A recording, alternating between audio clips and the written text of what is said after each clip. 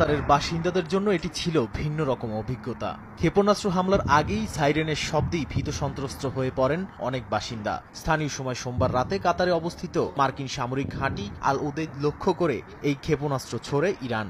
একাধিক পারমাণবিক স্থাপনায় যুক্তরাষ্ট্রের হামলার কয়েক ঘন্টার মধ্যে এই জবাব দিল দেশটি, যদিও বেশ কয়েকটি ক্ষেপণাস্ত্র প্রতিহতের দাবি করেছে কাতার প্রশাসন।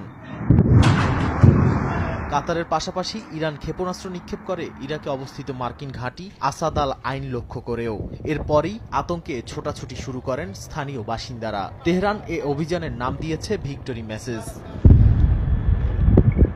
এ ঘটনার পরেই নিজেদের আকাশসীমা বন্ধের ঘোষণা দেয় কাতার, সংযুক্ত আরব আমিরাত, বাহরাইন ও কুয়েত।